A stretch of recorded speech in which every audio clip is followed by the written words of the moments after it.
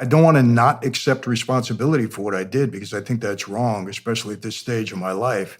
Let's put it this way. Had my father never introduced me to that life, I would have never gone down the criminal path. That's not who I was. But on the other hand, I had it in me to do what I had to do. So I wonder myself sometimes, what is the real you? In other words, if you were presented with a situation when you had to do something, you did it. Is that the real you? Even though you were uncomfortable? I've asked myself this question quite a bit. But being I was capable of doing it back then, was it the real me?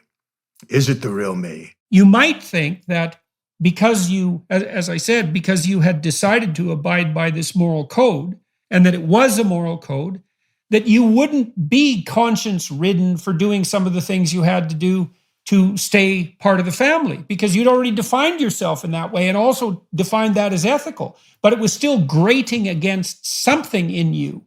And I would say, hopefully, that whatever was calling you to conscience was more the real you than the you that was stepping outside of your conscience to do the terrible things that you did. It's very interesting to me that despite your oath and your disciplined following of the appropriate practices, that you were still guilty.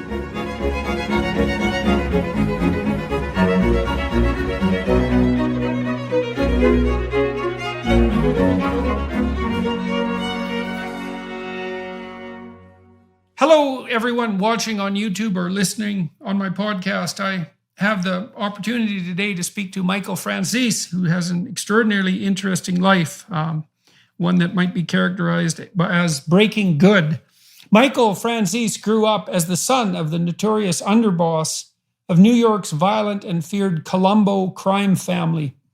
Franzese was, quote, one of the biggest money earners the mob had seen since Al Capone, end quote, and the youngest individuals on Fortune magazine's list of the 50 biggest mafia bosses, ranking number 18, just 5 behind John Gotti.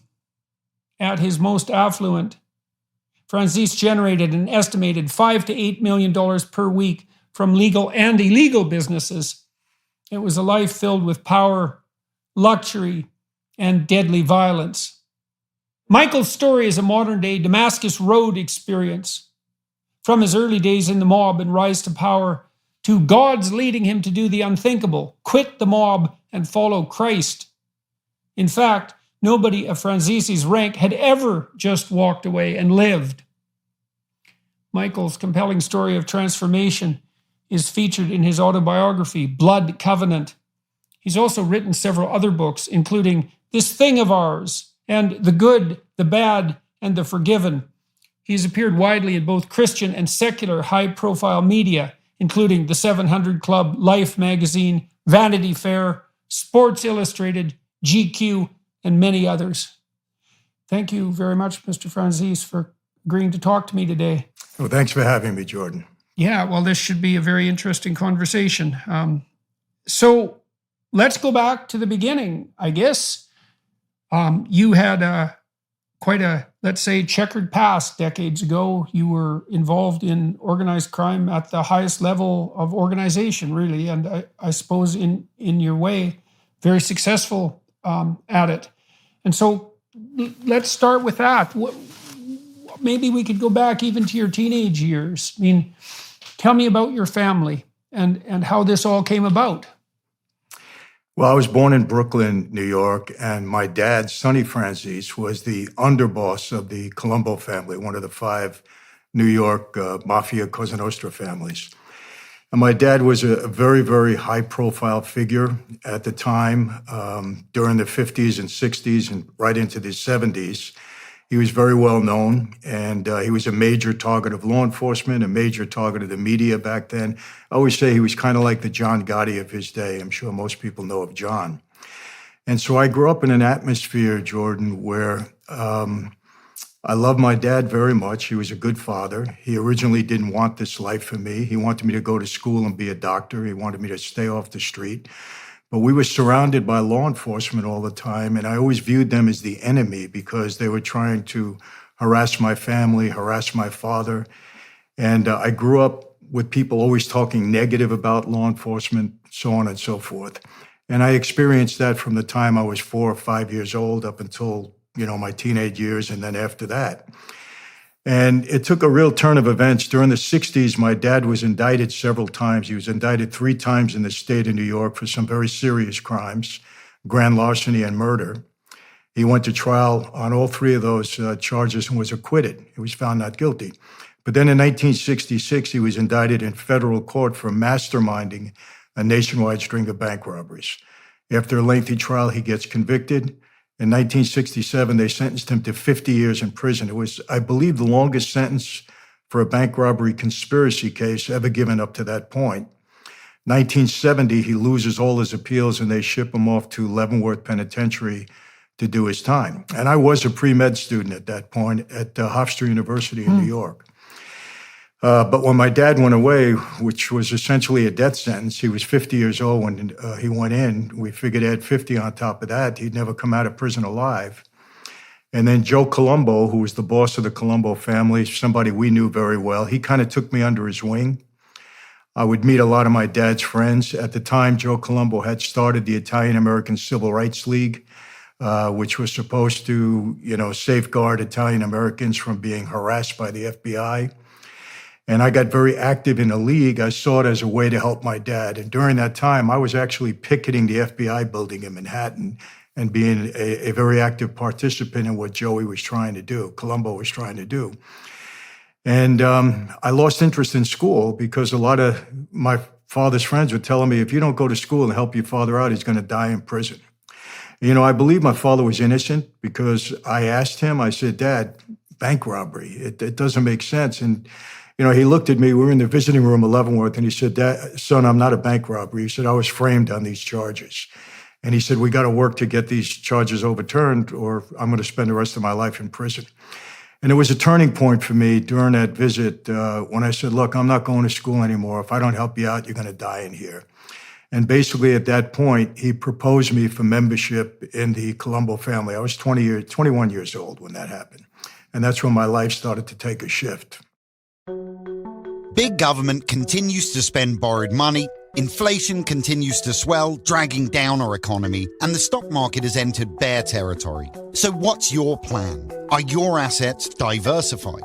I'm Philip Patrick, precious metals specialist for the Birch Gold Group. For nearly 20 years, we've helped Americans diversify into gold, and we can help you too. Did you know you can own physical gold and silver in a tax-sheltered account? We can help you transfer an IRA or 401k tied to stocks into an IRA in gold. If you're skeptical about the trajectory of the economy in the US dollar, then text Jordan to 989898. Birch Gold Group will send you a free info kit on securing your savings with gold. With thousands of satisfied customers, 5-star reviews, and an A+ rating with the Better Business Bureau, we take precious metals seriously. Text Jordan to 989898 for your free info kit.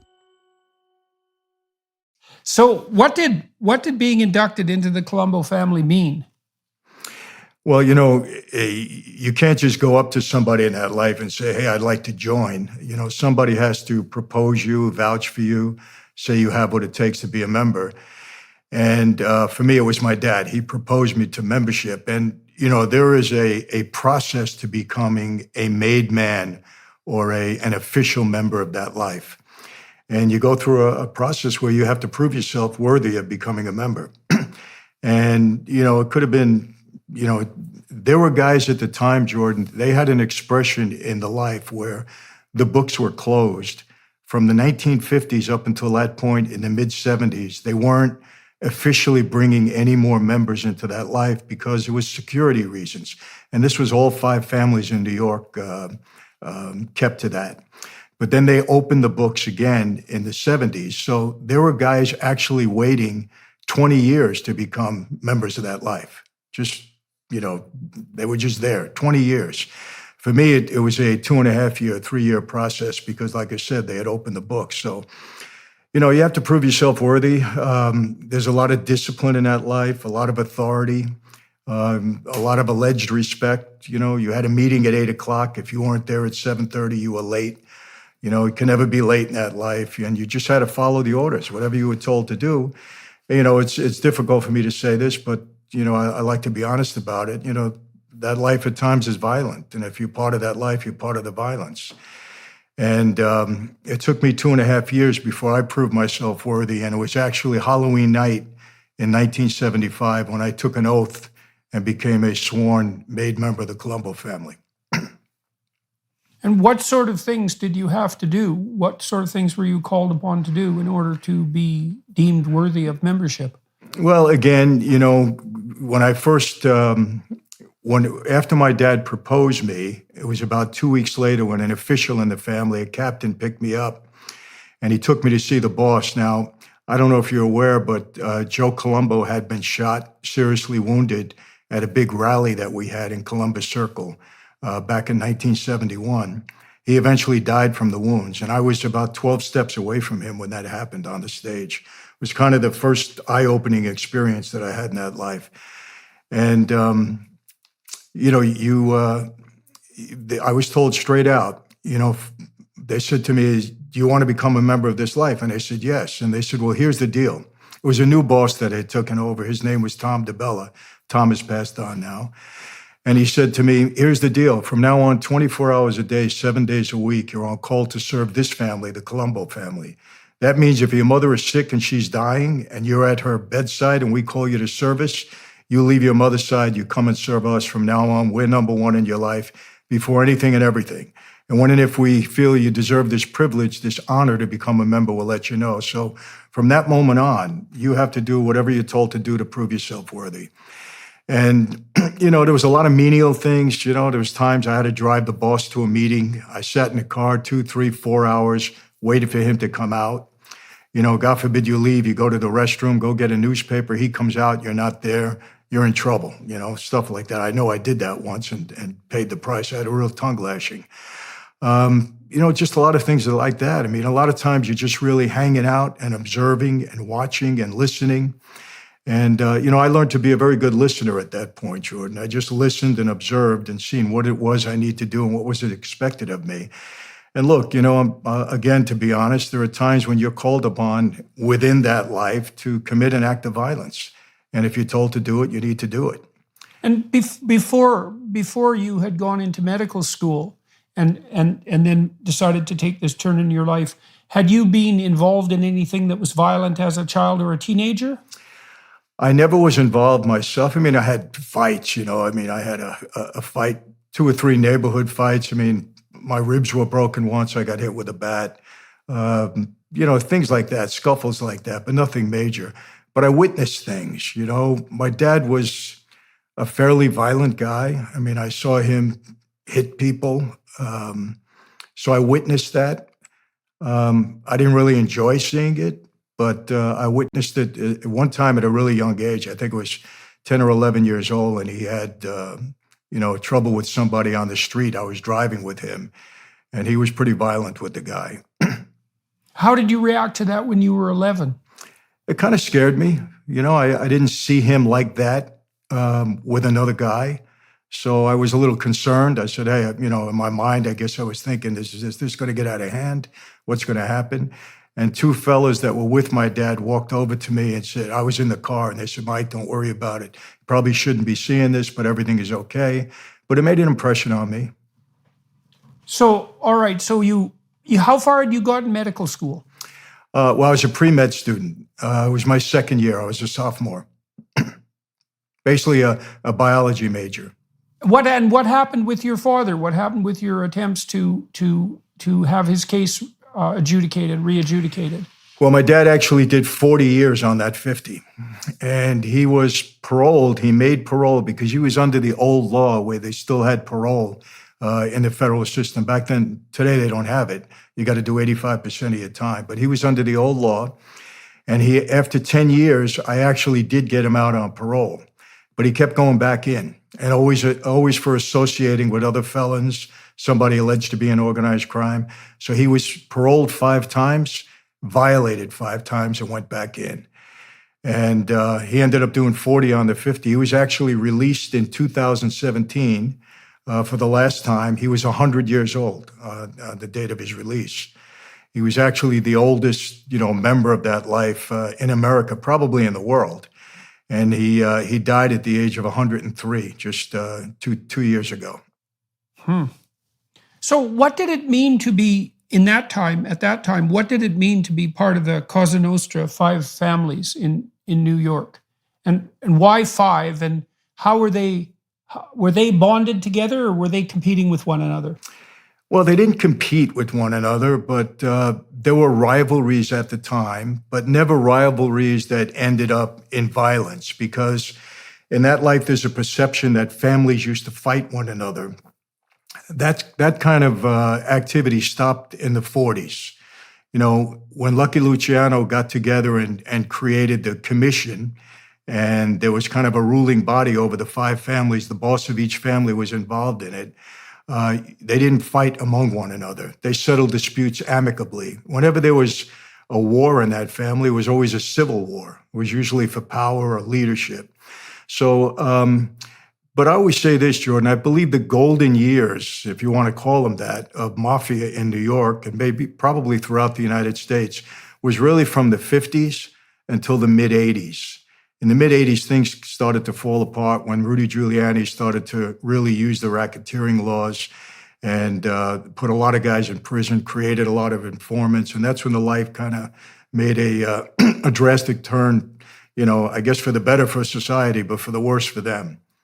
But it was a big deal, you know, back then. I mean, we had a lot of power and a lot of control in this country. The midterms are upon us, and it's time for some real change. Inflation isn't going away, and if the current administration keeps handing out free checks, Americans won't just be hurting, they'll be fighting to survive. The typical investment portfolio of 60-40 stocks and bonds is down by 34%. Its worst drop in a century. Millions of Americans are taking a hit. What can we do to set things right? You could invest in assets that aren't dragged down by the stock market, like fine art with Masterworks. Fine art is so disconnected from stocks that even as the 60-40 portfolio keeps losing, fine art is selling for 26% more than it was last year.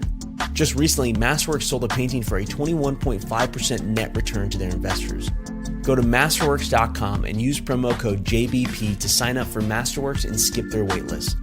That's Masterworks.com, promo code JBP, or click the link in the description. See important disclosures at Masterworks.com/CD. Yeah, well, it said in your bio that you, at the height of your activity, you were involved in criminal activity that was generating something between $5 and $8 million a week, and that would be in the 70s, if I've got the timeline correct. Yes. So that's an awful lot of money. What sort of activities were you overseeing, and what did that overseeing consist of? Well, you know, there's you kind of find your own level in that life, and I like to explain it this way. There was kind of 2 types of people in that life. You were either a racketeer or a gangster. A racketeer was a guy that knew how to use that life to benefit him in business and went out and made money, not only for himself, but for the family. And a gangster was someone that was just not capable of that. And they were kind of I guess you can call it a thug. You know, they were the guys who did a lot of the street work. If you were a racketeer, you also had to be a gangster at certain times because you had to do that. You know, that was something you had to do. But normally they tried to keep the guys that were earning money, because no organization survives without money. So I was fortunate. I knew how to use that life to benefit me in business. And I went on to make a very significant amount of money. What did we do? Just about everybody in that life, in that level, is into gambling. Like, I had a lot of bookmakers that were under my control because bookmakers weren't really allowed to operate on the street unless they were some way affiliated with organized crime. We wouldn't let them. I put out money on the street at usurious rates. People couldn't go to a bank, so they would come to me. We did that. And I was, I was very aggressive on the street. I worked very hard. And a lot of people would come to me with different schemes. You know, there's a misconception that guys in that life sit in their social clubs and look at the next business that they're going to attack or infiltrate or corrupt in some way. And that happens on occasion, but normally it's someone from the business that would come to us and say, hey, we have a scheme to defraud our company or our business. Can you help us? And that happened to me quite often. And the biggest thing, to answer your question that I got involved in was I was involved in a scheme to defraud the government out of tax on every gallon of gasoline. And somebody brought the germ of an idea for me, and we created that into a huge enterprise, I would say, where we were generating $8 to $10 million a week.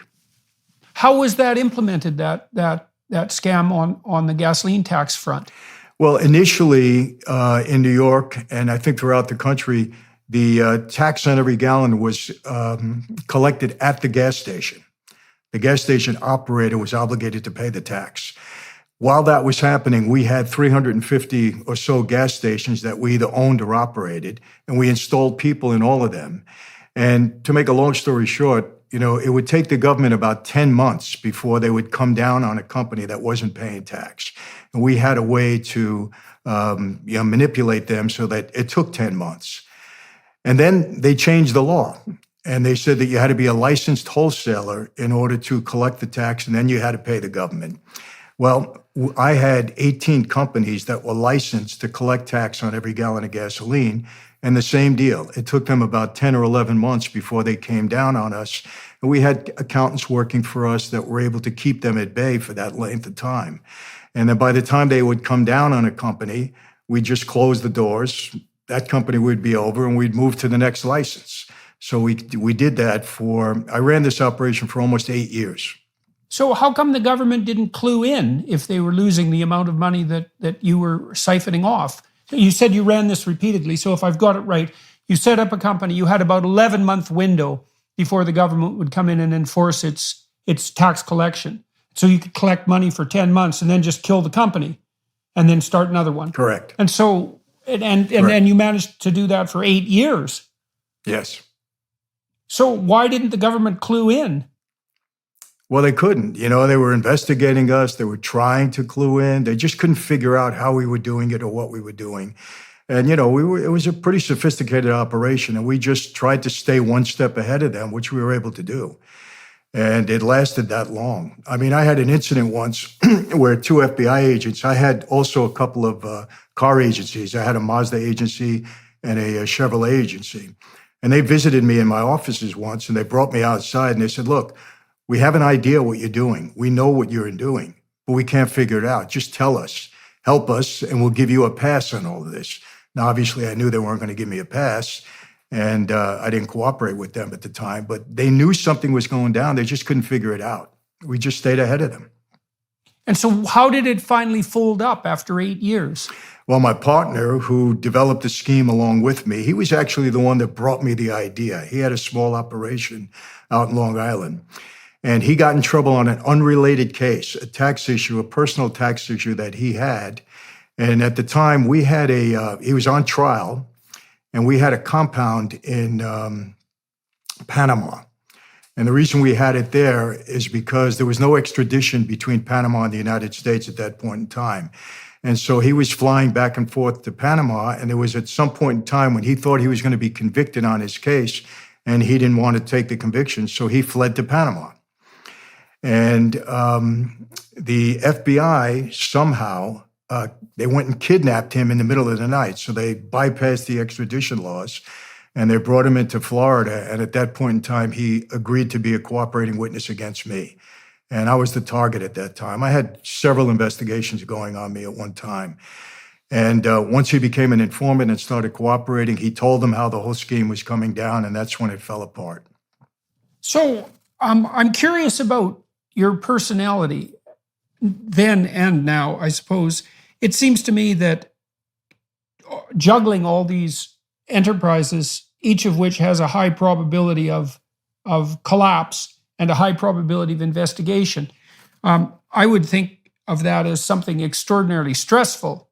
And so how is it that you were able to keep your head while you were engaged in these enterprises? And because I can imagine if I was doing that, I would be apprehensive all the time as a consequence of being pursued, let's say. But obviously you were able to deal with that. And so how were you able to stay composed while engaged in these activities? And Why at that time did you think it was worth it?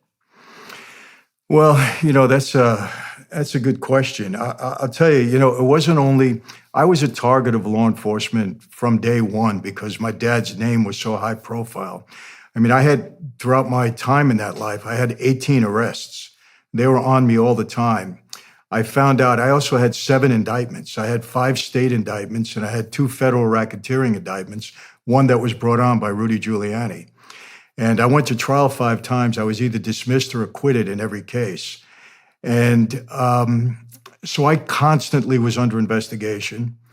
And on the other hand, when you're in that life, you're constantly watching out for the guy next to you because that's just the way the life goes. So, I never analyzed myself and say, how was I able to do this? I think part of it stemmed from, the resentment that I had from law enforcement that, hey, you destroyed my family, you took my father away, and I'm just going to continue on this path.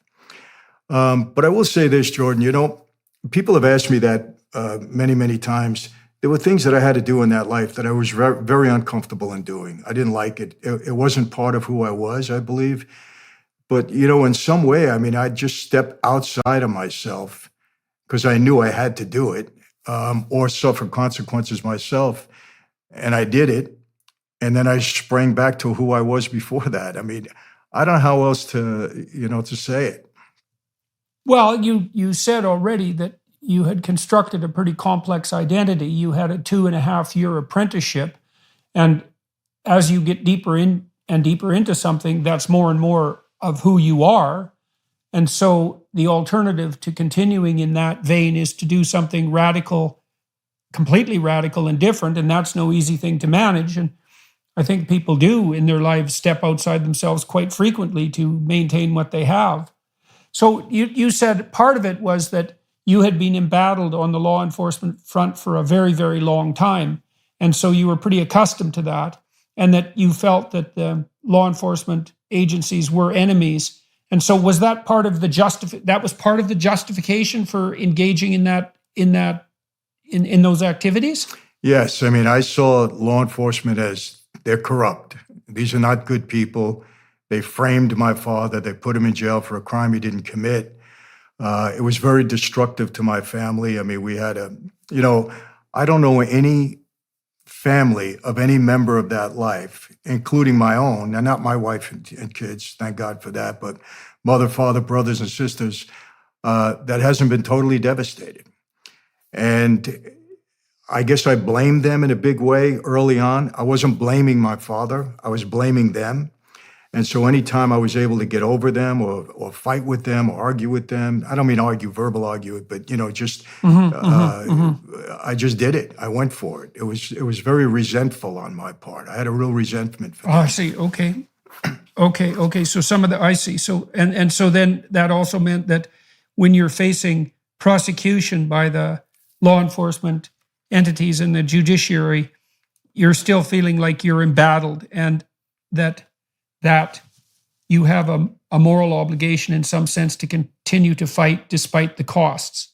When you look at the situation now, because you're a changed man, and we'll get into that, you talked about viewing law enforcement as an enemy, and an enemy worth continually battling against, even at personal cost, and not blaming your father. And you said you loved your father and that he was a good father to you. When you look back on it now, obviously your father, and correct me at any point if I've got this wrong, but obviously your father was engaged in widespread criminal activity. Why was that not an issue when you were young? Why do you think that his guilt on that front was more or less invisible to you? And how do you view his participation in these activities and his hand in establishing his destiny, even if he was framed on those charges? How do you view that now? Well, totally different. One of the, I've had many defining moments in my life, but when I stepped away from that life and walked away, I had a lot of trouble, Jordan. There was a contract on my life because you can't walk away from that life. And everybody thought the next step for me would be to be a cooperating witness, because that's what happens normally. People don't just walk away. So I was in prison at the time, and we can get into that, how that happened. But the law enforcement, the FBI came into the prison and said, there's a contract on your life. You're a dead man anyway. Cooperate with us. And they said, and your father went along with the contract. We got word from our informants. Now, I understood that. I understood that because sometimes in that life, if you propose somebody and that person becomes an informant, well, you could be held responsible. In my case, probably not with my dad because of his reputation there, but it was possible. So I understood what he was doing. It hurt a little bit, but it didn't bother me that much because I understood the life well. And I said, well, these are some of the consequences I'm going to face. I don't believe my father would ever put a gun to my head, but he might have kept quiet, and just, well, hey, my son violated the rules.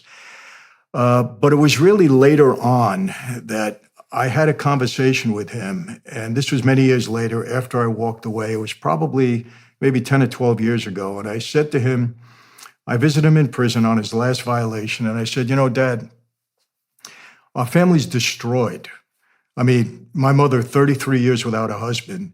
At the end of her life, she died in 2012. Her relationship with my dad can only be described as ugly because she blamed him for everything that went wrong. What went wrong? I had a sister, 27 years old, died of an overdose of drugs. My brother, 25 years a drug addict. I can't even begin to tell you what he put the family through, and me personally, trying to keep him alive on the street. Another younger sister, 41 years old, she died of cancer, but she was never mentally stable. And I said, Dad, you got to claim responsibility for what you destroyed our family. Because he was asking me, you walked away. Why did you do this? And I said, because I didn't want to put my family through what we went through. And, he looked at me and he said, well, none of this was my fault. I said, well, what do you mean by that? He said, well, I was framed on this case. And I said, Dad, you weren't framed because you were a doctor, a lawyer, or a priest. You were framed because of who we were.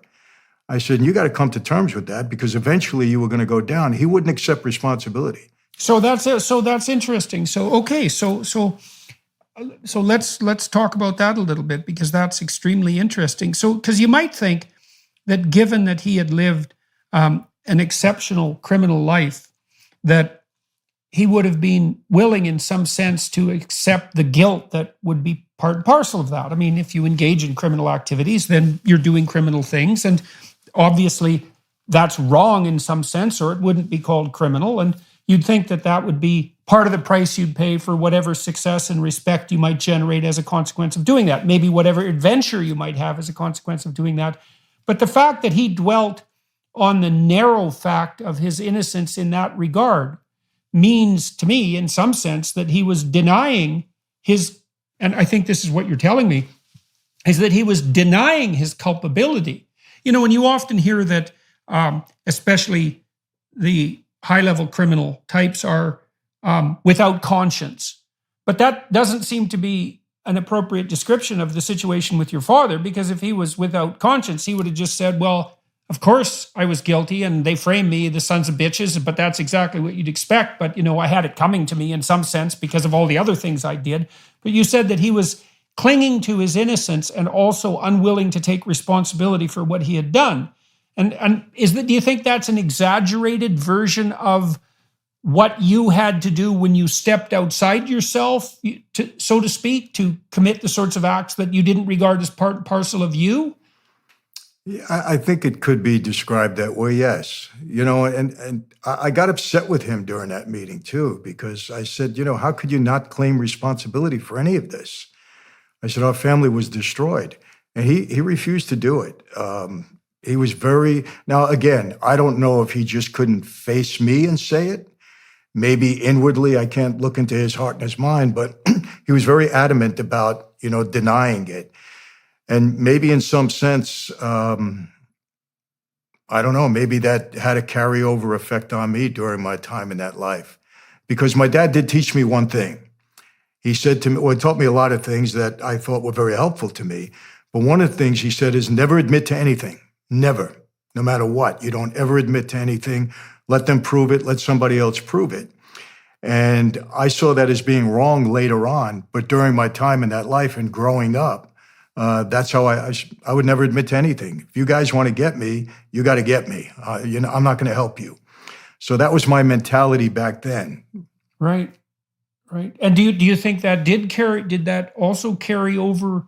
Do you think it's hard to practice something without it becoming habit, let's say? And so you might say, well, did that carry over to your attitude to yourself? Because I am very interested in that idea that you brought forward earlier about having to step outside yourself when you saw yourself doing things that you didn't regard as essentially you. It's a strange distinction, right? Because there's the real you that's doing the things that are good, and then there's the sporadic you that are doing terrible things, but that's not really you. There's a line of denial there. Mm-hmm. And that's not conscienceless in any sense. It's just, in some sense, it's the denial of conscience.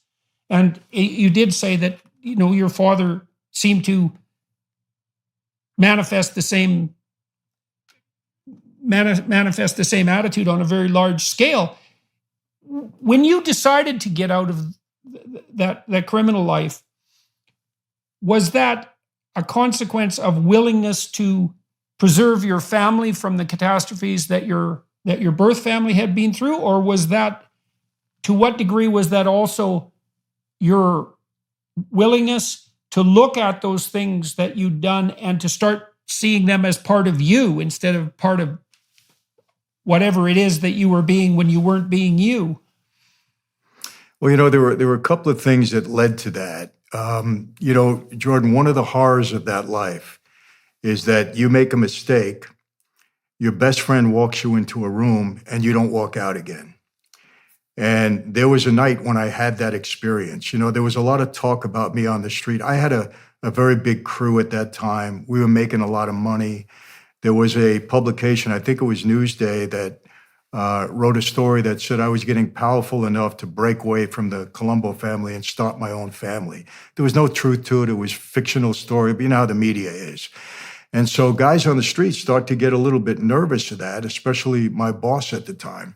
So without going into all the details, unless you wanted me to, I was walked into a room one night, and I didn't think I was going to walk out again. And it was one of the scariest times of my life. It was not heroic that I walked in. It was more robotic. I just said, hey, if this is it. I was such a product mentally. Well, I'd like to hear the details. Tell me what happened. So you were becoming very successful, and you were a story was generated about you in the press, about your ambitions, yes. And obviously that caused some concern. So tell me the details. Okay, well, my dad was on parole at the time, and I was a captain in the family. They had elevated me to that position. That's a powerful position, capo regime, captain. And my dad was also a captain. And I went to see him. He sent for me. I went to see him, and we were in the driveway of his house in Long Island. And he said to me, the boss wants to see us tonight. And because my dad was on parole and I had no record at the time, I drove him everywhere. I tried to shield him from people because he kept getting violated. So wherever he would travel, he would go with me. I'd keep people away from him. So I said, okay, what time do you want me to pick you up? Because we knew it had to be a covert meeting because the boss was also on parole and we couldn't all get together because it would have been a violation for the two of them. So he said, well, they want to do this differently. They want me to come in first and they want you to come in second. And I said, well, why do they want to do that?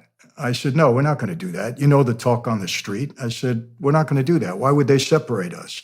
I said, we'll go together. Long story short, it was the first time I really had an argument with my dad ever in my life because I always respected him. Even if I disagreed with him, I did it nicely. But he was very adamant, very insistent. He said, we had an order. We got to do it that way. I said, okay. So another captain in the family called me and he said, meet me in Brooklyn on 18th Avenue. And so I drove in from Long Island. I met him. I parked my car and I got into his car. Now, this is somebody I knew my whole life. He was another captain, equal rank with me. When I got in the car, in the passenger seat, there was somebody sitting behind me who I recognized, but I didn't know well. And I started to get a little like, what's going on here? And it was about a 15-minute drive to the house where we were meeting the boss at that time. And we had to do it covert to make sure nobody was following us. It was a summer day in August. And when we parked the car, we get out of the car, and it was about a 30-yard walk from the car down to the basement apartment where we had to go. And I get out of the car and I start to walk, and the fella's name was Jimmy. Jimmy, I assume, got behind me, and the other fella got out behind him. And this was a very bad setup, Jordan. I said, something is dramatically wrong here. I said, this is wrong. And, you know, when I think of this, I'm telling you, every time I think of it, it was that intense for me. I can hear like the crickets chirping, and I see these little lightning bugs that we had at the time in New York. And as I'm walking down there, I'm saying, this is bad. I may not walk out of this room. And I started to get very nervous, scared. Started praying. I wasn't a prayerful guy at that time, but I started praying. And I knew the setup, you know, walking down those steps, that door opens, and it might be the last thing I ever see. I don't know how I didn't faint when the door opened. But anyway, we go in. I sit with the boss. My father wasn't there. And we go back and forth. And they were grilling me over money and all this stuff. And what happened, I started to get mad. I was getting angry. And I realized you don't ever get angry with the boss. That's a bad move. And I said, look, it looks like I'm walking out of here. Let me just keep my cool, which I did. And when it was over, you know, hey, let's have a glass of wine and everything is good and we're hugging. And, you know, I just wanted to leave. So I told Jimmy, the fella driving, I said, Jimmy, drive me back to my car. I got to go to Long Island. It's a long drive. So we get in the car, and I was really just about to, I was very angry with him because this is somebody I knew all my life. And I wanted to tell him, why didn't you prepare me for this? This was serious. And he looked at me and he said, before you go any further, Michael, he said, I want to tell you this. He said, this was very serious tonight. You held yourself well in there. It could have been a problem. And when he said that to me, I got even more upset with him. I said, you're my friend. You don't let me know. You don't prepare me, give me a hint. And he said, no. And I'm sitting there and he said something to me that really got to me. He said, if it was the other way around, would you have told me? And I thought about it for a minute, and I honestly said, no, I wouldn't have. He said, well, you know this life as well or better than anybody. You grew up in it. He said, this is the life we lead. And I was in silence for about 10 minutes. I was just thinking about all of this. And then when I went to get out of the car, he grabbed my arm and he said to me, I want to tell you something. You're not going to like this, but you can take this to the bank. He said it just like that. He said, your father was in there earlier tonight. He didn't help you one bit. He hurt you in there tonight. And I was pretty stunned. I mean, to the point where I couldn't even ask him, what do you mean? But as I was walking back to my car, Jordan, knowing my father so well, I knew what he did. He didn't help me. He said, look, if my son is stealing money or anything is going wrong, I have no idea. He handles everything.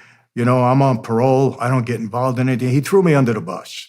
And I found out later on that's exactly what happened. So it made a real impression upon me. I said, man, if this life can separate father and son, you know, after the bond that we had, you know, both the blood oath that we took and father and son, I said, what do we really have here?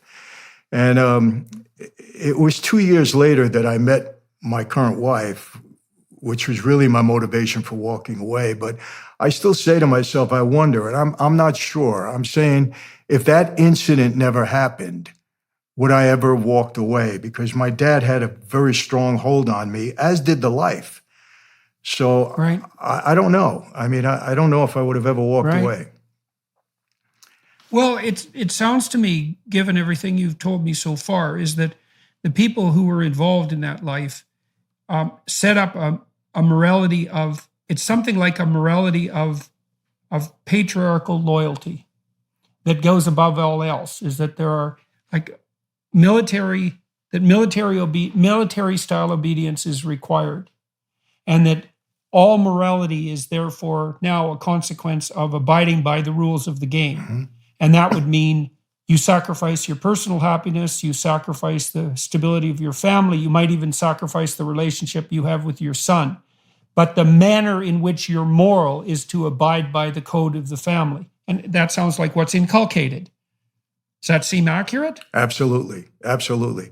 Okay, so that would also mean that when you were viewing yourself doing things that you didn't think were, say, integrally part of the real you, one of the other justifications for that is, well, that's the code that I'm bound to abide by because I've decided to enter this life and I've put my word on doing so. And so at the moment, in order to continue that and to abide by my word, I don't really have any choice. That's accurate. Yeah, one of the things that really disturbed me about my dad is that he wouldn't take any responsibility for it. None at all. And what I had said to him on a few of his violations, I said, Dad, the family is falling apart. You need to leave New York because you can't make it in New York. You need to get away from everybody and preserve the family. And he wouldn't do it because his legacy in that life meant more to him than anything else. He wanted to be known as the guy that would die with his boots on. He would never be an informant, no matter what. He stood up, with a 50-year prison sentence. That's what he wanted to take to his grave, and that's what he did. But in the meantime, the whole family was destroyed. Yeah, well, I think that I think that part of the reason that the mafia life has such a grip on the popular imagination is because of that weird, paradoxical relationship between the strict moral code, which is admirable, right? Like being able to abide by a moral code is disciplined and admirable. And then that juxtaposed with the criminality and the chaos that goes along with that and the family price. I mean, if you're just a run-of-the-mill idiot street shoplifting thug and, spinning off your idiot criminal enterprises, which are likely to end in catastrophe in a chaotic manner, there's nothing that interesting about your life. It's just kind of pathetic. But the thing and it usually has a pretty pathetic outcome and generally isn't very productive. But the thing about the organization that you're describing is that there really is an iron-shod ethos that goes along with it. Now, but what's interesting about it, so imagine that we look at your situation, we think you had decided to abide by an ethical order, and that was the order of the Cosa Nostra families, and you're bound by that. And then you might say, well, that defines you. But it doesn't exactly, because you said by your own testimony that despite the fact that you had identified with that ethic, when you saw yourself doing certain things, you didn't feel that was the real you. And so then the question would be, well, who is the real you that mafia ethic is transgressing against? If it's something you did by choice, which was the case, and it was something that you were disciplined to do, you might think, well, that's you. But that isn't the case. What you felt, from what you've told me, is that you felt you were violating the real you when you were doing terrible things to abide by this ethos. And so what do you think now? You're much older and you've gone through many transformations. What do you think the real you that was being violated was? And why wasn't that the Cosa Nostra you? Well, the fact that I was so uncomfortable at times doing the things that I was told to do, I don't want to not accept responsibility for what I did because I think that's wrong, especially at this stage of my life.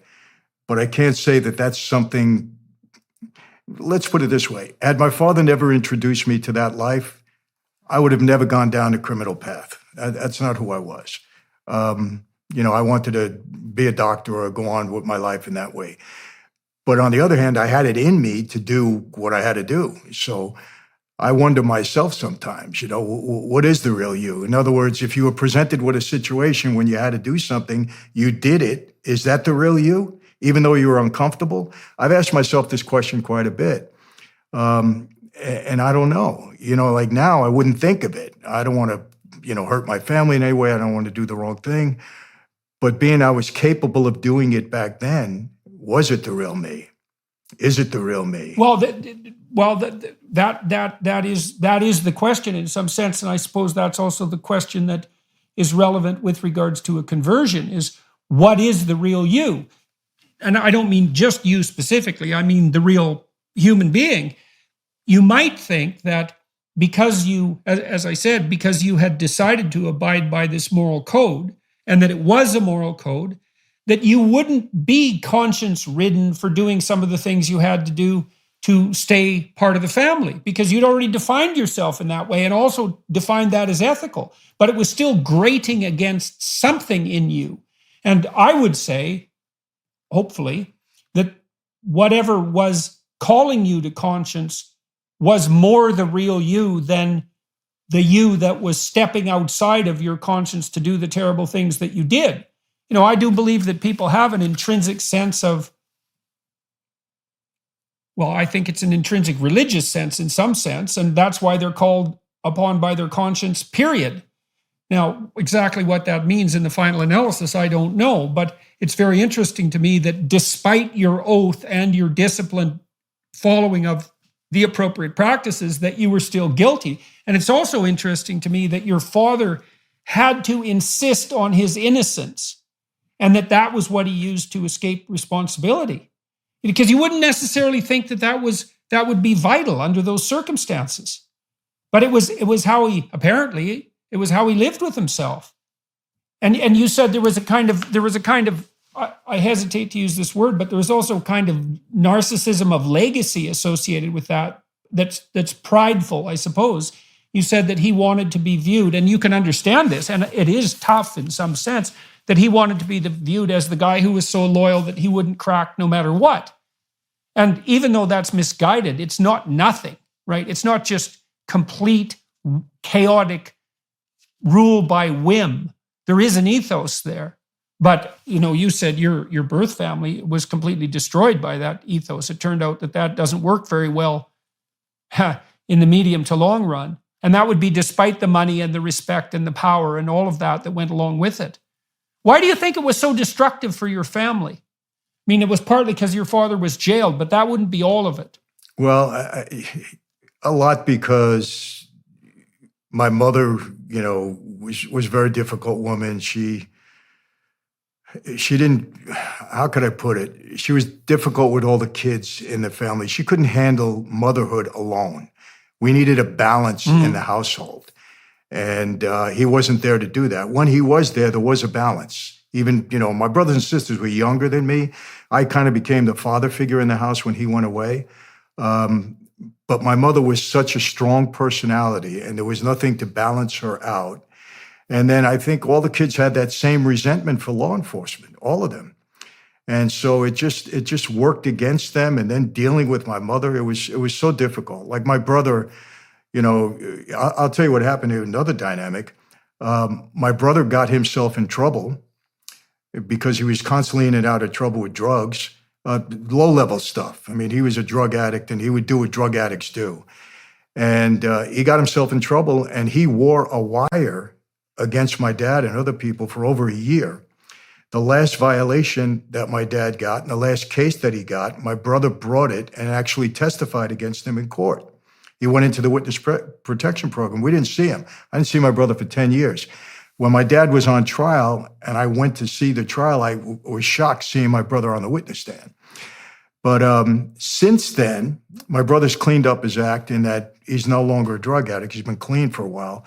And I sat down with him, and some of the things that he was telling me about his feelings inside, and I believe he's being honest with me, I guess I never realized how tortured my brothers and sisters were over my dad being away, my mother being the way she was, me, being not out of their life, but, I got married and went to do my own thing. He just couldn't handle it. He couldn't handle it. And he had a big resentment to my father, big resentment. And that's what, he didn't think he did anything wrong. I said, John, his name was John. I said, Dad almost died in prison as a result of your actions, still your father. He didn't view it as anything wrong. He said, I had to do this. Well, you guys were definitely in a bind with respect to your father. I mean, so one of the questions that popped up for me is, you still speak of your father, as far as I can tell, with both love and respect. And so one of the things I'm curious about is, you've told me that his actions destroyed your family. You told me that he was involved in high-level criminal activity, that there's no doubt about that. And although he was framed on the charges that he went to prison with, and that he bears a tremendous amount of moral responsibility for the havoc that was wreaked in his wake, but it's clear to me that you still love him and you respect him. And so I'm curious about why you loved him and respected him first. And then, well, let's proceed from there. So what was it about the way that your father interacted with you when you were a kid and a teenager, let's say, and maybe even later, that produced this love and respect despite the other elements of his character? Well, he was always very supportive of me when I was younger. He really did want me to be a doctor. I think I was the only one in the family that ever paid attention to him in a way that he wanted me to, wanted all of his kids to, because he was married once before. He had 3 children from another marriage. So there was 7 of us all together, kind of a blended family. And I was really the only one that paid attention to him.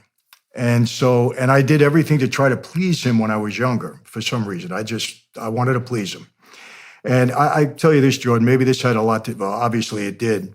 I got to go back. My dad met my mom when she was 15 years old. And he was married at the time. And the way the story goes, and this is probably going to blow your mind a little bit, my mother got pregnant at 15, and I was born when she was 16. And my father at that time, being that he was married, in that life, you weren't allowed to get a divorce. You weren't allowed. It was against the Cosa Nostra rules. So my grandparents, my mother's parents, were so upset because back then you didn't have a child out of wedlock.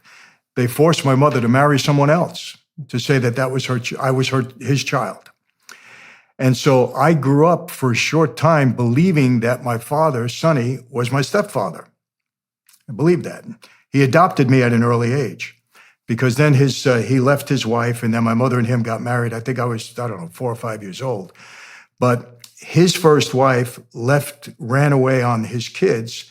And so we had a blended family. And my mother was like 20 years old when his kids came into the house, and she didn't react well to that. And there was a lot of dissension in the household. And I grew up believing that my mother was kind of mean to his kids and that my father would turn on me because I wasn't his real son. But he never did. Never did. He always treated me as well or better than anybody else. And I used to get mad at my mother. I used to say, Mom, why are you doing this? He's going to turn on me one day. And she would always say, no, he won't. He won't. Don't worry about it. But I didn't understand why. It wasn't until years later, when I found out that he was my real father. And, so maybe it was me always trying to please him and him always treating me right, that I had this real love and respect for him that never went away. Yeah, well, that's very complicated. I read this book by Frank McCourt called Angela's Ashes. And Angela's Ashes is a tremendous book. And Frank McCourt is a brilliant writer. And his father was an absolutely destructive alcoholic. They grew up in Ireland, many, many kids. They grew up in poverty that was unbelievably extreme. They lived in a tenement house at one point that had 3 inches of water in it in the spring. And he had siblings who died of, I think it was tuberculosis, doesn't matter. It was an illness induced by poverty and privation. They often didn't have enough food.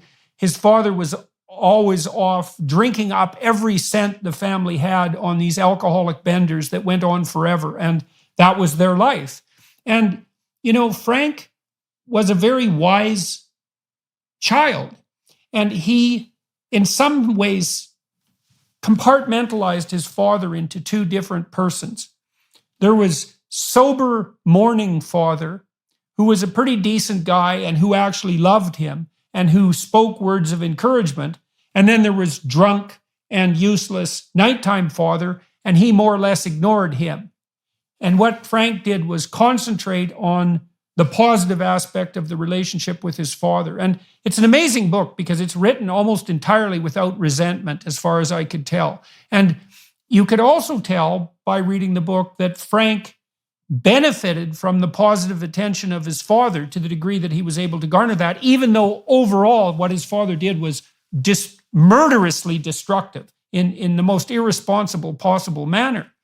But, you said that your father, so you could imagine that the best of your father came out around you, and the best of your father was serving the best in you. He said he really did encourage you. And that does produce an intense bond, because I don't think that there is anything more important that a father can do for a child, particularly a son, although not uniquely a son, than to encourage the best in them. That's, in some sense, that's almost the definition of paternal love. So then that would put you in a terrible bind, because you have the father whose benevolent aspect is actually genuine and genuinely focused on you, and you have a real relationship.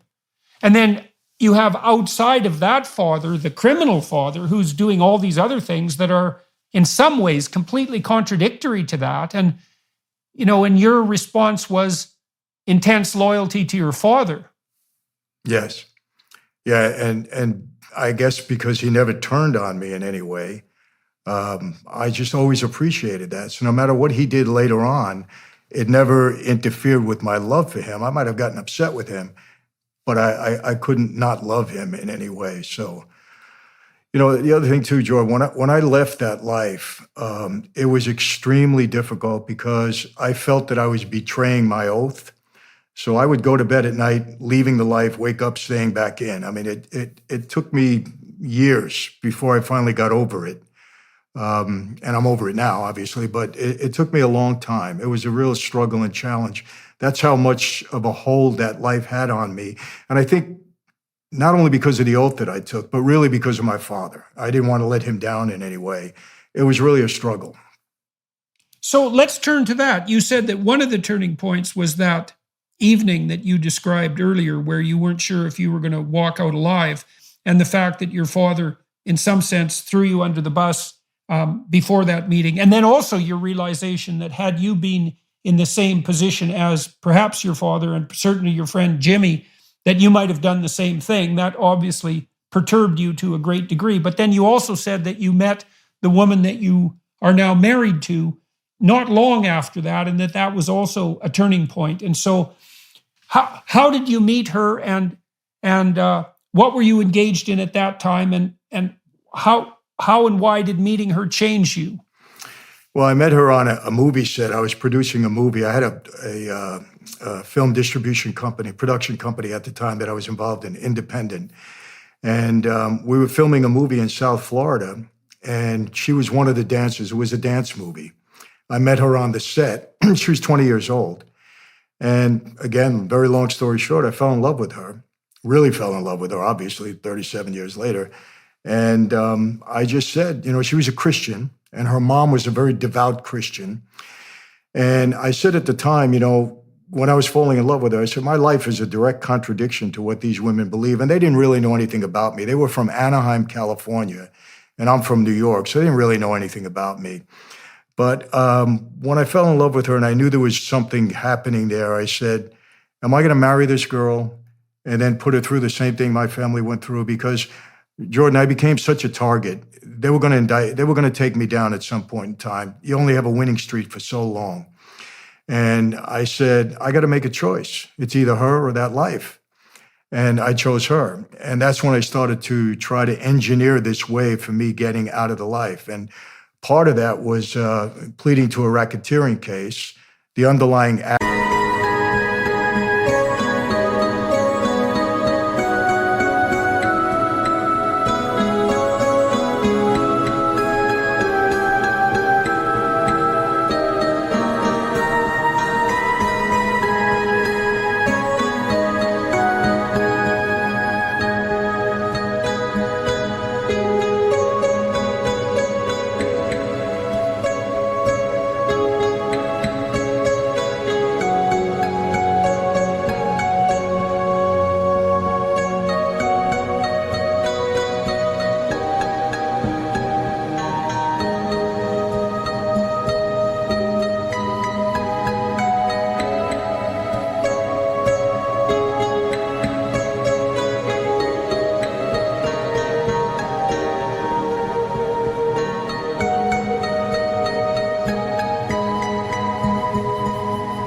was tax fraud, and accepting a 10-year prison term and a $15 million restitution with forfeitures and all of that, marrying her, moving out to California, and trying to preserve my life. And again, with the 10-year sentence, I was under the old law at that time, so I knew I could make parole at some point, which I did after 5 years. But that was the whole plan. She kind of became more important to me. She overtook even the love I had for my dad. did you get married before you went to prison? Yeah, we got married in July of 85, and I went to prison in December of 85. Okay, so what was it about? Let's talk about love for a minute there, because you also said that your love for her transcended your love both for the life that you had embarked on and also transcended the love that you had for your father in some real sense. And so, what do you make of that love? I mean, how old were you when you fell in love with her? I was just about 32 years old. Okay. And so, what was it about the relationship you had with her and about her that had that transforming? How do you account for that transforming experience? Well, step back a little bit. I had been married once before. I married young. I married at 24. And the girl I married, who I cared for, but I don't believe I was ever in love with her. I loved her. She was a good person. She stood by my side when we were going through all of these troubles. She's very close with my mother. And that kind of, almost I had to get married in a way. But I wasn't in love with her. And so that marriage was kind of falling apart mutually. And then I meet her. We had been separated, my first wife. And then I meet her. And I just knew that she was it. That was it. It was the love of my life for some reason. It hit me in that way. And I don't know. I just said, I want to be with this woman. And, let me also be fair in saying this. I had become such a target. I had just was acquitted in a huge case. Rudy Giuliani indicted me on a big racketeering case. I was a lead defendant. I had 15 co-defendants. And at the day of my arraignment, he gave me $1 million bail at the time. He told me in the courtroom, he said, if I convict you on this case, you're going to get double what your father got. I'm going to give you 100 years, Michael. Because again, I had a 14 agency task force that was assigned to bring me down because I had beat them so many times. And after a several-month trial, I was acquitted in that case. So some of my co-defendants were convicted. They got 30 years. So I said, he would have given me at least 50. I said, there's no way that I'm going to, beat this forever. So I started seeing a lot of things going wrong with the life. The racketeering laws were becoming very successful. A lot of guys were becoming informants. And I think there was two parts to it. I fell in love with her, and she was the catalyst that said, okay, now's the time to make a move. I don't know if I would have made it if I wasn't with her. She was definitely the motivation. But so it was all these things kind of happening at one time in my head, and bingo, I meet her at that time. And I said, this has got to be my exit strategy. I got to get out of the life. I want to be with this woman. I don't want to go into the witness protection program. I don't want to cooperate. I don't want to hurt anybody. And that was a real dance. That was very, very difficult. Okay, so let me ask you for your thoughts on this. So you talked about the two different elements of you emerging when you were called upon to do things that you didn't think were central to your nature, let's say. And then there's the part of you that did do those things. Which of those two parts fell in love with her? Hopefully the better part. This is what I'm curious about, because obviously she was attracted to you as well, which is a mystery in some sense, right? Because you would think that given your description of her and her straight life and her Christian origins, that you would be a dicey bet, to say the least. And so what do you think she saw in you that made her fall in love with you? Was she looking accurately at the positive part of your character, do you think? I do, because I've been a good husband with her. I mean, she's the most important person in my life. I always put her on a pedestal in many ways and always treated her well. I was very appreciative. She waited for me all that time, because I ended up doing 8 years in prison, and she waited for me all that time. So I like to think that that's the real part of me that she fell in love with. But, the fact that you're capable of doing other things, I was conflicted with myself as well. Who is the real you? I mean, yeah, you were uncomfortable doing these things, but you did them anyway. So, that's still part of who you are anyway. So I don't know. It's hard to say, but One thing that really motivated her too, her mother was a very, very devout Christian, wonderful woman. She's passed on now, but she took a real liking to me. And she prayed for me every day, every single day. And she was very supportive of me. When I went into prison, she held her daughter up. She really did, as well as the church that we were involved in. And she said, this is the choice that you made with this fellow. You're going to wait for him because that's the right thing to do. And so her family became very supportive of me also. And all of those elements combined, I think, were very helpful in maintaining the marriage because very difficult. I had a difficult prison time because the government was very upset with me. They were trying to get me to cooperate. They shipped me to different prisons around the country. I actually spent 29 months and 7 days in solitary. It was a 6x8 cell, 24/7, and that's very destructive, Jordan. I don't agree with that, especially for young people. It's very hard to get through that. And I saw a lot of guys that it destroyed them, totally destroyed them. But she waited on all of this. How did you get through? Okay, so we have two mysteries there now on the table. One is why this family decided to support you. Obviously, that did provide you with a bridge out of your previous life. So that's one mystery. What in the world did they see in you, and why were they willing to stake their 8 years of their daughter's life on that? And then the second mystery is, how in the world did you survive with your sanity intact through that period of solitary confinement? So let's start with the first one. Her mother really liked you. Now, why in the world was that, do you suppose? Because you'd think, in some sense, that her attitude would have been, oh my God, get my daughter away from this guy as fast as possible, given our Christian background and his behavior. So what in the world went on there?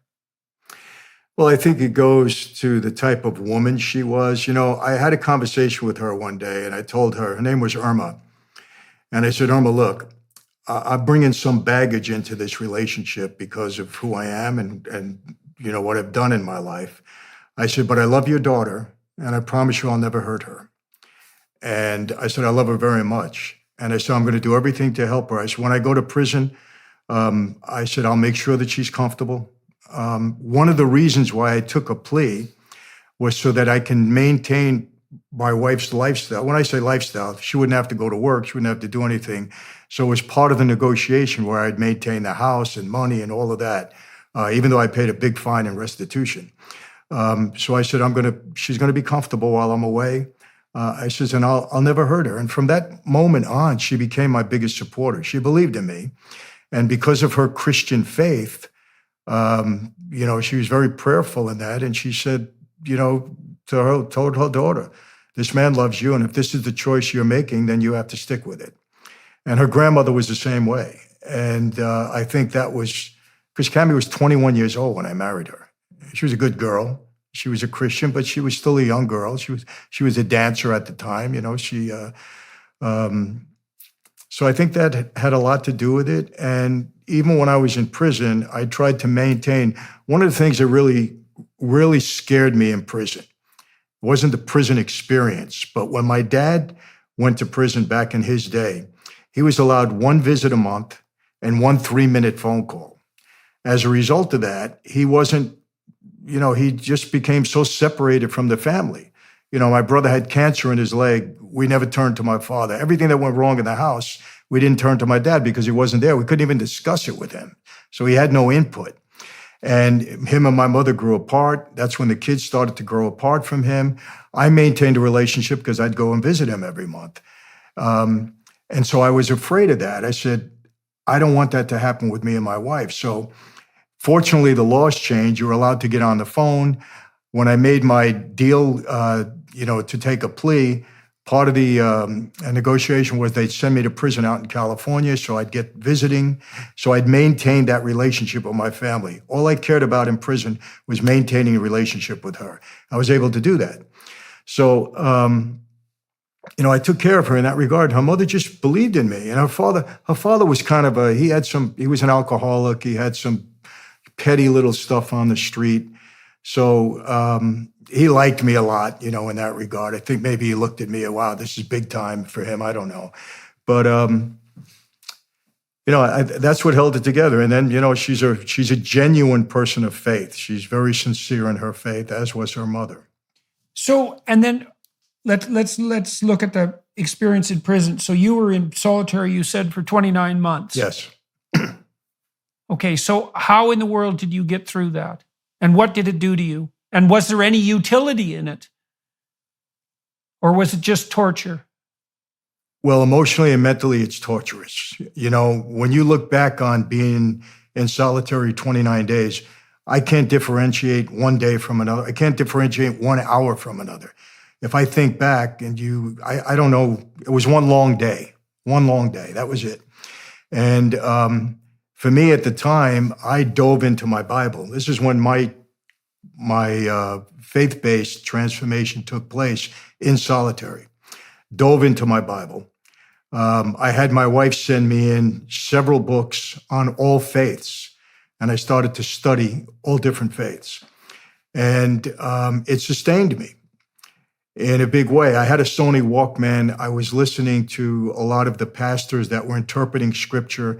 I was trying to make sense of it, Jordan, because, evidence has always played a major role in my life, because I was either fighting my dad's case, my cases. It was all about evidence for me. So I like to see proof when I'm buying into something. And for me, there was enough proof. It was almost overwhelming to me that scripture was real, the Bible was God's word, and that Jesus was my Savior. And I came out of there with that concept, with that belief. And that's where the transformation really started to take place, because I said, you can't have 1 foot in, 1 foot out. If you're going to be a different person, you got to be the right person, and you got to maintain that. And even though, I say this, you could take the boy out of Brooklyn, you can't always take Brooklyn out of the boy. I still have things that I think about in my head, and sometimes reactions that I hold back from, thank God. But overwhelmingly, my faith has won out and kind of keeps me on track. That and family, obviously. So you had 3 things going for you then when you made your transition to your new life. You had the love of your wife and her family. You had faith, and you had your proclivity for loyalty. You said, well, when you went into your new life, you went all in. And then you also talked about the experience you had in solitary and the evidence that you gathered. You were reading about different faiths. What was it about? Why did you decide at that point to start studying faith traditions, and more particularly the Bible? Was that a consequence of the influence of your wife, or what do you think was happening there? Well, it was, to me, it was divine intervention, because the first night I was in the hole, when they violated my parole, a couple of things happened. I was walking out of a bank in Brentwood, California, and 15 agents captured me, threw me in their paddy wagon, and just took everything I had at that point. And they were upset with me because I wouldn't cooperate, basically. I was playing a game with them, making them think I was, because I was trying to just, get on the right side of the government, but not really giving them anything that they can work with. And finally, they knew that I was playing a game with them. They violated my parole and said they were going to indict me on another case, and that I'd spend the rest of my life in prison. And they drove me to the lockup in LA at that time. They were going to transport me back to Brooklyn in the morning where the case was. And that first night in the hole. Okay, so let me get, sorry, I'm confused here. So tell me when that was happening. This was before you struck the plea bargain with the government? This was after I had done 5 years. I was out on parole for 13 months, a very difficult 13 months. Okay. And then the violation. And Okay.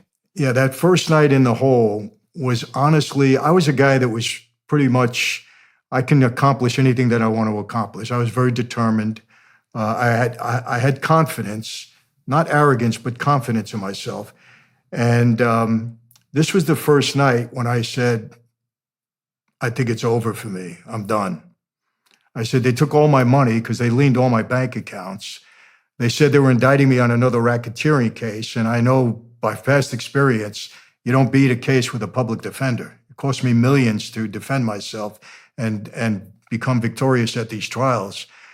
I said, my wife, she waited for me 5 years, 13 very bad months on parole. I had a rough time. People were after me. It was a very difficult game that I was playing with them. And I said, how's she going to wait for me now? You know, I'm going to lose the girl I did all of this for. We had 2 little babies. I said, and they're not going to put me out on the yard. I said, I got people looking to hurt me still because I walked away. I'm going to spend the rest of my life in this hole. And I really felt for the first time in my life, hopelessness. It's the strongest emotion that I ever experienced up to that point. And quite honestly, Jordan, if I could have closed my eyes and not wake up, that's what I wanted. It was too painful to think about my future. So I was only 40 years old or something. I said, this is it. I'm done. And a prison guard walked by my cell and he looked in and he said, you know, you don't look good tonight. Are you okay? And I chased him away. I said, get away from me. Leave me alone. I don't want to see you guys. And he came back about a minute later and he pushed the Bible through the slot in the door. And, you know, it was after a little bit of time that I picked up the Bible, and that's when I started my journey. And it really started with the book of Proverbs. The book of Proverbs really got me because of the wisdom and the intelligence of Solomon. I was, wow. You know, I'd never read the Bible. You know, I grew up a Catholic, but in Catholic school, you don't read the Bible, you read the catechism. Priest reads the Bible from the pulpit on Sunday, he reads the gospel. So it was my first real experience reading the Bible, and I just got hooked. And that's when the journey started. And I said, look, you know, the way I reasoned, I said, you know, I made 2 very bad decisions in my life based upon loyalty. I followed my father blindly into this life. I took an oath, and look where it got me. I said, I can't do this a 3rd time. You know, if what my wife and my mother-in-law are telling me about eternity and Christ is true, I want to see it. I want to believe it. I want to see the evidence. And so my journey was really in a search for evidence that this was the truth, not justifying it. And that's why I asked her, I said, I want to read about Hinduism. I want to read about Judaism. I want to read about all religions. Send me books. And she did. And I just came out of there believing. That was a long time ago, obviously. It was in I violated the parole in 1991 and spent from 91 to 95 in there. But that's when my journey started. And I just came out of there very positive that Christianity was the right way to go. So in the first 4 or 5 years that you spent in prison, you were already affected in a positive manner by your wife's love and by your decision at that point already to leave the life that you had led. Yes. But you got out on parole and things didn't work out well. And you said that had you violated your parole when they picked you up? Well, you know, I don't want to say this, but not really, because I had failed to file my income tax. And the reason I failed to file it because they claimed that I had money buried in certain places. And my lawyer advised me, he said, Mike, if you don't file, it's a misdemeanor. If you file fraudulently and they ever find money of yours anywhere, he said, that's a felony. They'll, you know, indict you again. You're going to spend another 10 years in prison. So he said, just don't file. So I didn't file when I was on parole. However, I had to report my earnings to my parole officer every month. So I wasn't I was still letting the government know what I was earning, but I didn't formally file my income tax. And that was a violation. And they tried to, I honestly, Jordan, I don't even remember some other silly little things they put together. But, you know, when they want to violate your parole, they're violating you. They don't need much at all. So, but that was the basis of it. I see. And so it was the second time that you were put in prison that really did you in, the night that you were thrown in. Yes. That made you like rock bottom hopeless. Yes. You'd rather be dead than to continue the way that you were. And that's also when this prison guard showed up with a Bible, despite the Yes. fact that you chased him away. Yes. And so what do you think you found so compelling about it, especially when you were reading about other faiths at the same time? You know, I think there was 2 things. I mean, obviously, you know, so many,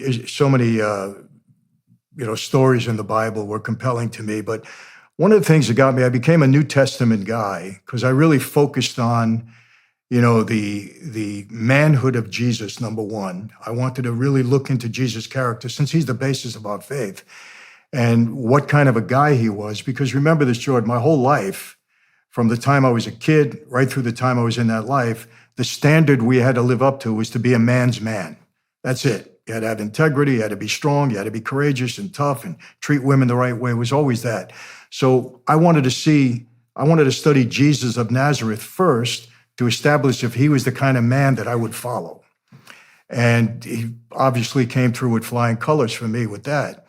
And then one of the things that really got me was that after the apostles, again, it's always this legalization that I put in my mind. After the apostles, after Jesus' death, the way the apostles stood up and went to their death for someone that had died, I really believed in the resurrection. And if there's no resurrection, there's no really Christianity. It's all about the resurrection.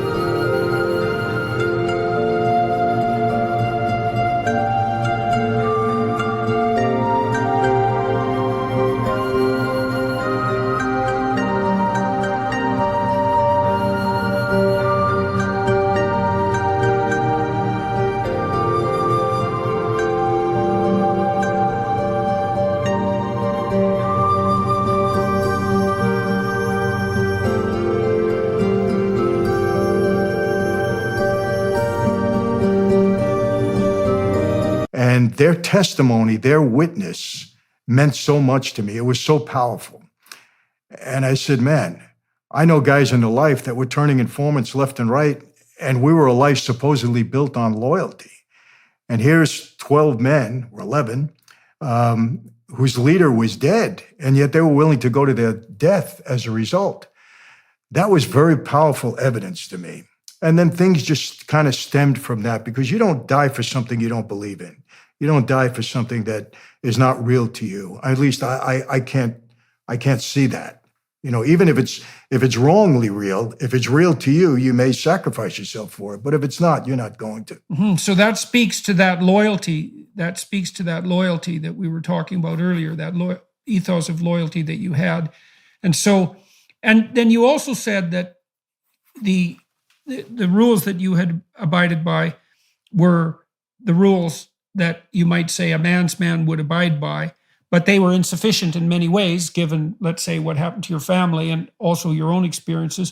Why did you find the example that you encountered in the Gospels more compelling than that? You said because people were willing to die for their testimony, and that spoke to the loyalty, but what was it about the particulars of the life of Christ that also you found convincing in a manner that would change the way that you were interacting with the world?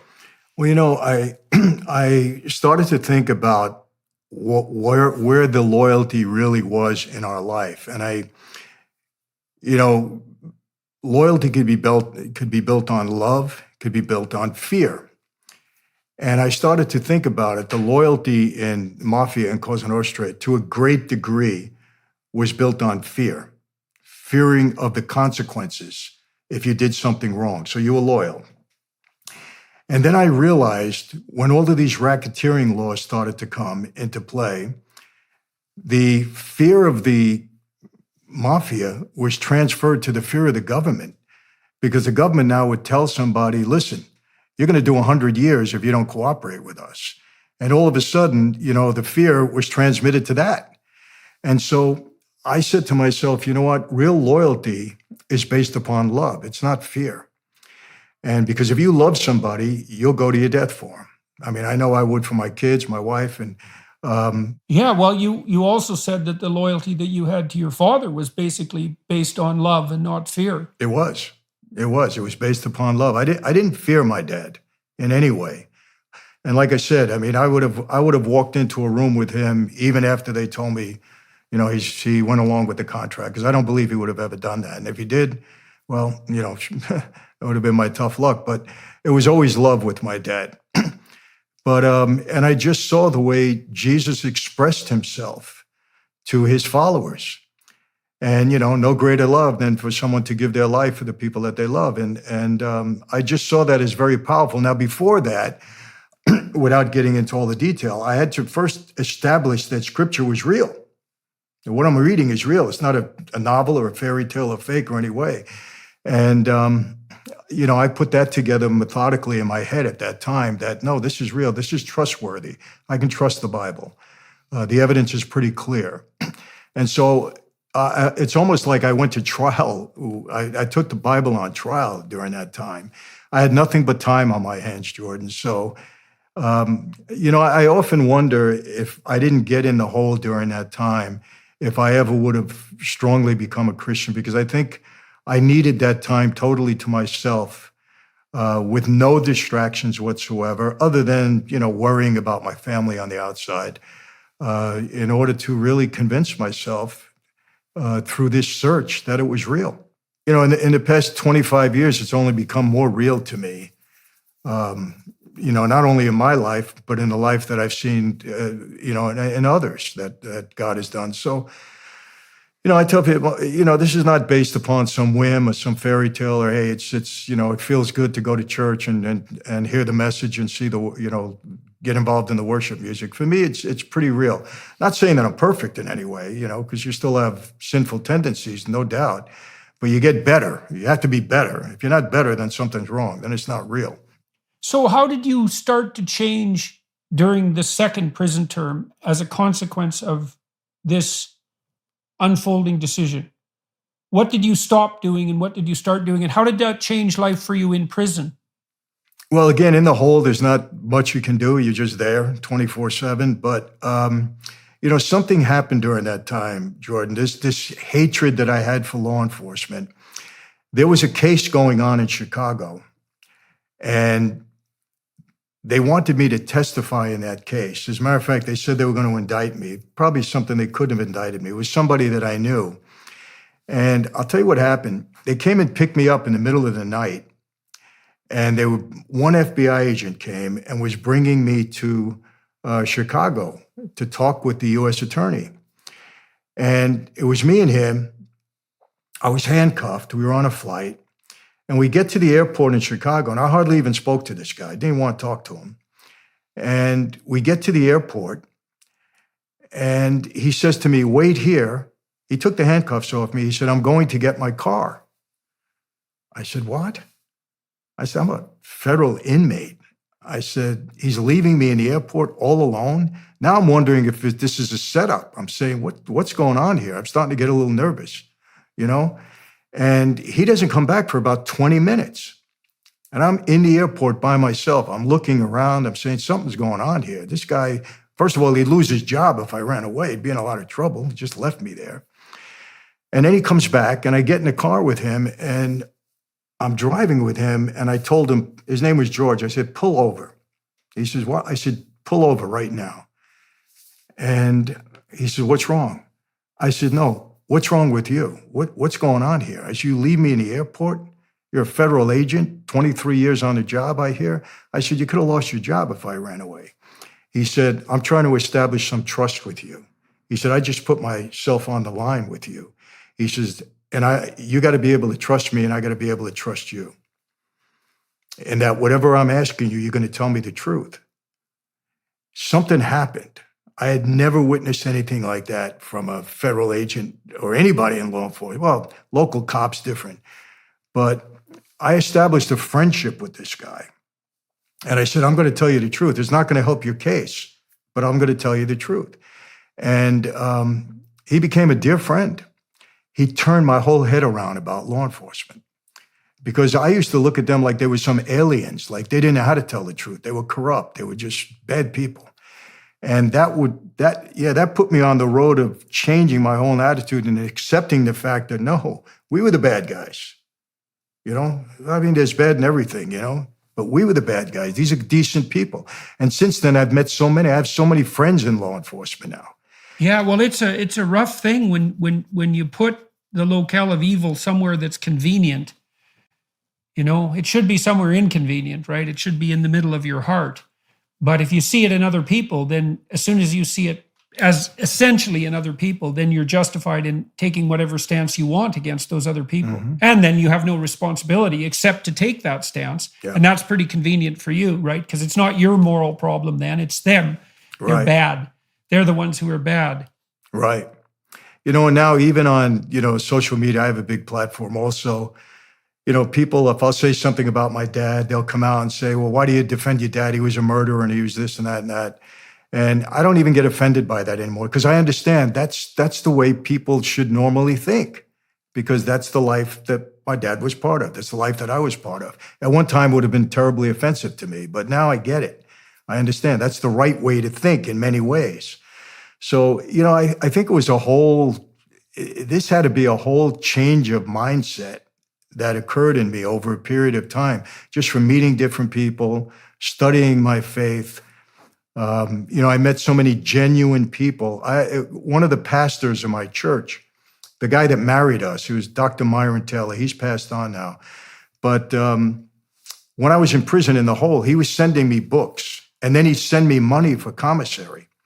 And I told my wife one day, I said, why is he doing this? I don't know him well. He doesn't have to send me money. I don't feel right. And she told me, she said, listen, he loves the Lord, in turn, he loves you. Just don't worry about it. Buy some soup in commissary. So, and he was such a genuine person. Genuine. He wasn't looking for anything, he wanted anything. He was just a real person, and he was true about his faith. He didn't hit me over the head with it or anything like that. But I just started to meet people that started to turn my head around and break this other mentality that I had.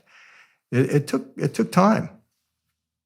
Yeah, well, it's a 180 shift, and with shifts like that, there's often plenty of backsliding. I mean, you don't develop a whole new you overnight. It takes a lot of discipline. It takes as much discipline to become good as it took to become bad to begin with, I would think, or perhaps more. So, what have you done since this transformation that you think has been good? And do you believe, do you feel that you have in some reasonable measure atoned for your past? Well, it's very interesting that you say that. I don't believe that we can ever make up for our past. What's done is done. And that's one of the things that have really attracted me to the Christian faith. How do you make up for some things that you've done in your life? They're already done. They're done, especially in that life. But based upon Christianity, if you're sincerely sorry for your sins and accept Christ, well, then your sins are forgiven. So do I believe my sins are forgiven? Absolutely. I 100% believe that, because that's the basis of our faith. If I didn't believe that, there's nothing to believe in. And what happened, Jordan, when I was coming out of prison that last time, they finally let me out of the hole for a few months that I had left for my time. Well, the FBI came to me and they said, we need a favor from you. We want you to participate in a video that all the pro leagues are getting involved in about the dangers of gambling to their athletes. Very long story short, I participated in that video inside the prison and said, this is how we set up the athletes. This is exactly how we did it. And this is what they should watch and be careful of. Well, when I got out, the leagues came to me directly. And to make a very long story short, I started speaking to all the ball players back in 1996 when I got out of prison about the dangers of gambling, the relationships that they keep. That led to me speaking in churches, giving my testimony. And that's been going on since 1996. I've been all over the world in all different forums. I've spoken at over 1,600 churches and ministries throughout my time. So I think that was God's plan and purpose for me.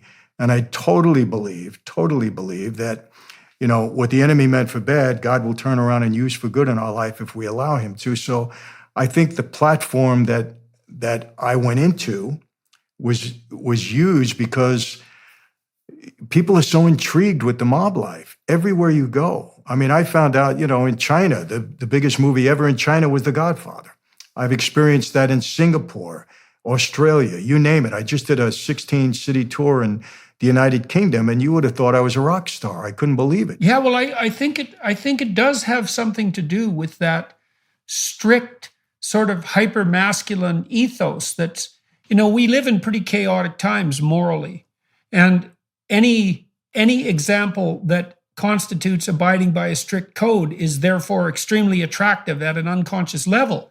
I think one of the things that's so interesting about your story is that you abided by that ethos. You saw that despite the fact that it was strict and had a certain degree of admirable loyalty, let's say, associated with it, and a willingness to make sacrifice, that all things considered, it was still extremely destructive and counterproductive, especially at the familial level, but also socially more broadly. And then you found a path that you regarded as equally admirable, or with regard to loyalty and the willingness to make sacrifices, but also had additional components that your previous lifestyle didn't have at all. And so, that's resulted in this transformation.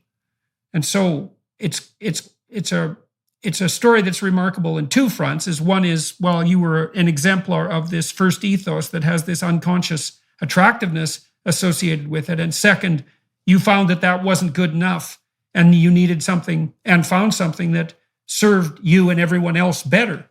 So makes quite a compelling story, and it's a hard one to deny, especially when you've been that far out on the criminal front and then flipped around 180 degrees.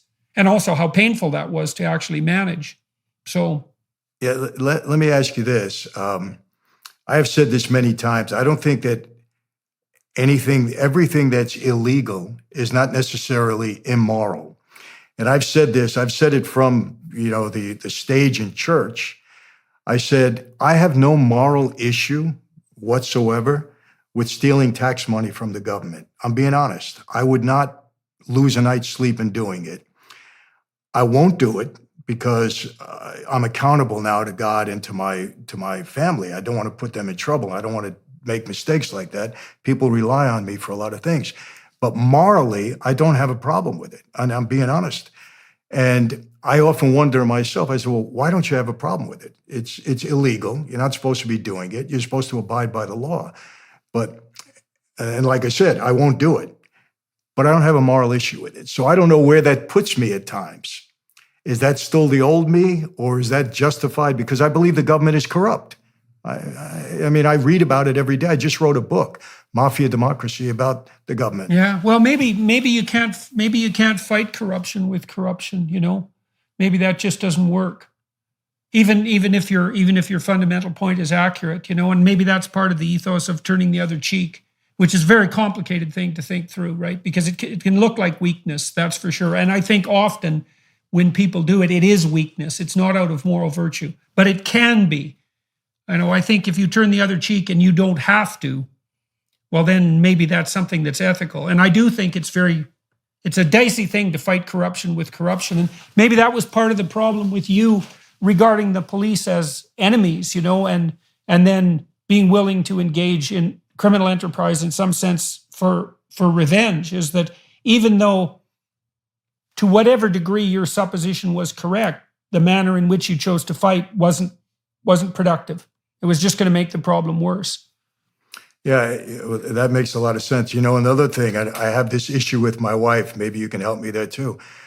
My father always taught me, he said, Michael, don't ever lie to hurt somebody. But if you have to lie to help somebody, that's okay.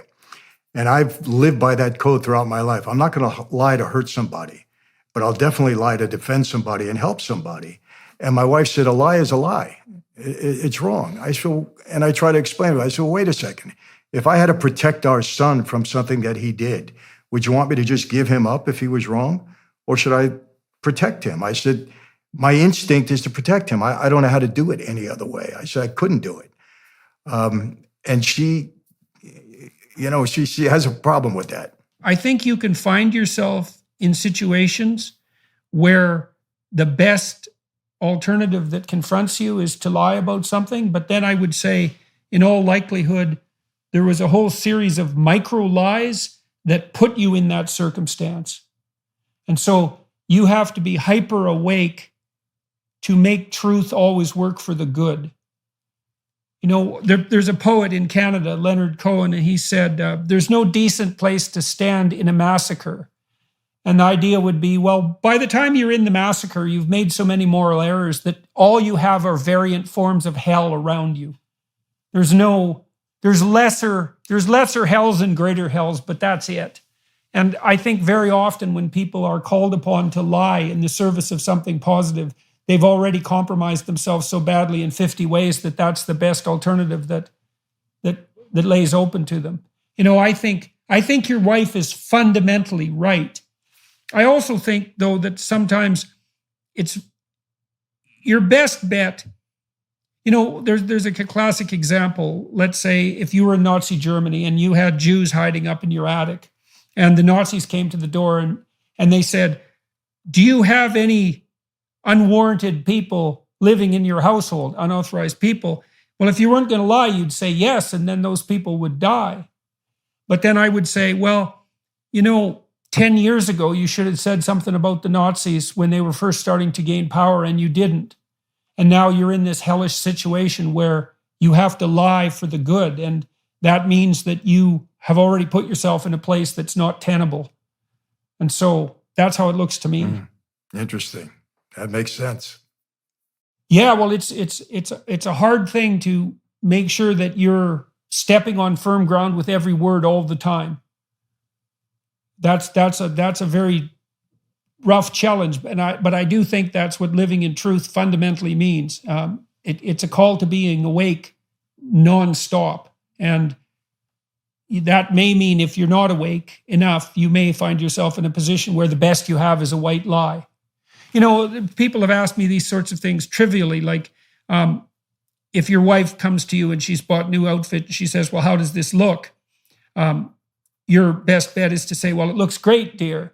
And I would say that's not really your best bet, because it's better if she can rely on your word. And maybe the right answer in that situation is, don't ask me questions that you don't want an answer to.